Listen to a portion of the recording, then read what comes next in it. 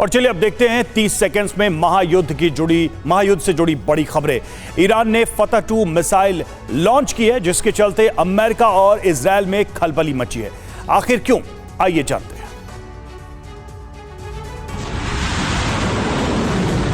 Israel Hamas जंग के चलते मिडिल ईस्ट में तनाव बढ़ता जा रहा है। इस बीच ईरान ने खुद ही अपनी हाइपरसोनिक मिसाइल फतह 2 के परीक्षण की जानकारी दी है।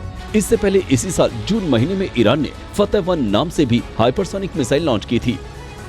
ईरानी मीडिया का दावा है कि फतह 2 की क्षमता इजरायल और अमेरिका की एंटी बैलिस्टिक मिसाइलों से ज्यादा है। ऐसे में इजरायल अमेरिका में खलबली मचना लाजमी है। हालांकि ईरान ने अभी तक इस मिसाइल को अपनी सेना में शामिल नहीं किया है। और अब 30 सेकंड में अगली खबर। इजरायल पर हमास का पलटवार जारी है। हमास ने इजरायल के कई शहरों पर रॉकेट से अटैक किया है। पिछले कई दिनों से इजरायली शहरों से इसी तरह की खौफनाक तस्वीरें सामने आ रही हैं। गाजा पर इजरायली हमले के जवाब में हमास इजरायली शहरों को निशाना बना रहा है। तस्वीरें तेल अवीव की हैं, जहां हमास ने ताबड़तोड़ रॉकेट अटैक किए। रात भर तेल अवीव के आसमान में आग के गोले नजर आए। इजरायली एयर डिफेंस सिस्टम ने हवा में ही इन रॉकेट्स को मार गिराया। वीडियो सेंट्रल गाजा का है, जहां गाजा की ओर एक साथ 10 रॉकेट दागे जाने का दावा किया गया। वहीं अश्कलोन शहर में हवाई हमलों की आशंका में रात भर अलर्ट सायरन बजते रहे। और रात के समय इजरायल के कई और शहरों पर गाजा की ओर से रॉकेट दागे जाने का नया वीडियो सामने आ रहा है। इजरायली शहरों पर बमबारी का ये नया वीडियो सामने आया है। खबर है कि एक साथ कई इजरायली शहरों पर रात के समय एक बार फिर निशाना बनाया गया।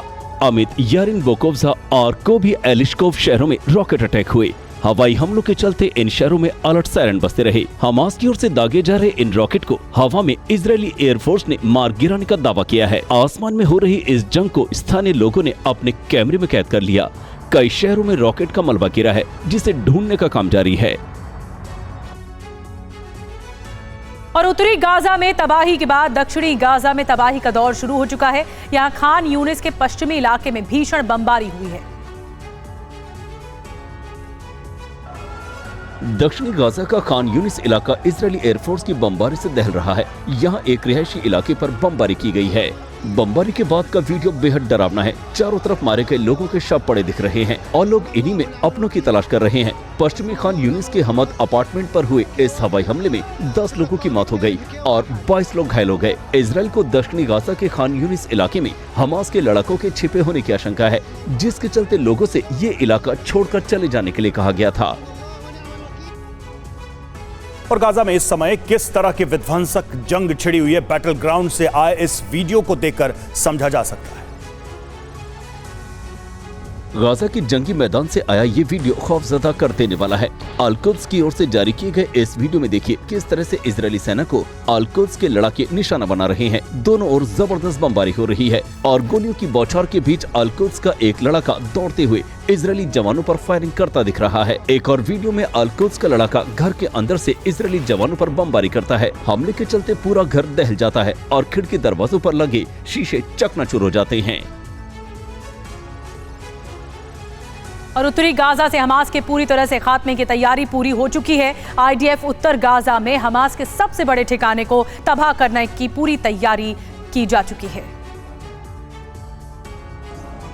उत्तरी गाजा पर आईडीएफ के हमलों से भारी तबाही हुई है। आईडीएफ का दावा है कि उत्तरी गाजा के जबालिया में हमास का सबसे बड़ा ठिकाना है, जिसे तबाह करने की तैयारी पूरी कर ली गई है। जबालिया इलाके पर लगातार हवाई हमले जारी हैं, लेकिन अब जबालिया इलाके की घेराबंदी के जरिए यहां आखिरी वार की तैयारी है। वहीं गाजा के रिहायशी इलाकों पर बमबारी का ये नया वीडियो सामने आया है, जिसमें चारों तरफ बिल्डिंगों का मलबा पड़ा दिख रहा है। इस बमबारी के जरिए हमास की सुरंगों को तबाह करने का दावा किया गया है।